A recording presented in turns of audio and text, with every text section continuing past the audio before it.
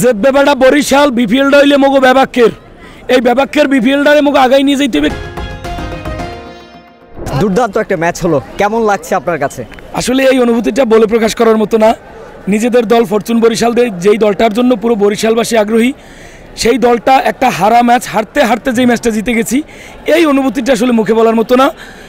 এবং এই Fortune Barishal team আজকে যা দেখালো, আমি চ্যাম্পিয়ন হিসেবে আশা রাখছি এবার চ্যাম্পিয়ন হব ফরচুন বরিশাল। কাপ কি লঞ্চে যাবে? লঞ্চ তো দুটো দরকার, কারণ গতবারটাও তো নেওয়া হয়নি। দুটো লঞ্চে করে দুটো ট্রফি এবার নিব ইনশাল্লাহ, আশাবাদী। আপনি দুর্দান্ত চমৎকার কিছু থিম গান আপনার রিলিজ হয়েছে বরিশালকে নিয়ে, এই বিষয়ে যদি একটু বলতেন আমাদের। এটা হচ্ছে বরিশাল আমার নিজের দল, বরিশাল আমার জন্মভূমি, বরিশাল আমার প্রাণের দল। আমি কোনো স্পন্সরের বিনিময় করি না, কোনো টাকার বিনিময় করি না। মূলত বিষয় হচ্ছে বরিশাল আমার অঞ্চল, সেই অঞ্চল প্রেম থেকে গান করা। এবং আরেকটু প্লাস পয়েন্ট হচ্ছে জাতীয় দলের যে পঞ্চপাণ্ডব তার 3টা পাণ্ডব, যাকে আমি ভীষণ পছন্দ করি, তামিম ইকবাল, মুশফিকুর রহিম, মাহমুদুল্লাহ রিয়াদ, এই 3জন প্লেয়ার ফরচুন বরিশালে। এবং সব কিছু মিলে একটা ব্যালেন্স টিম আমাদের ফরচুন বরিশাল।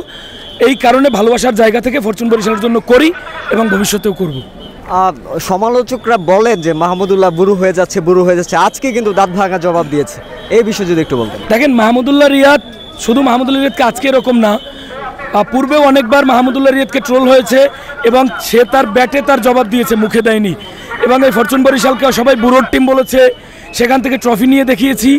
এবং এবারেও যারা তাকে নিয়ে ট্রোল করতেছে, বিগত জাতীয় দলের ইন্টারন্যাশনাল ক্রিকেটের ম্যাচগুলো মাহমুদুল্লাহ রিয়াদ তার জবাব দিয়েছে ব্যাটের মাধ্যমে।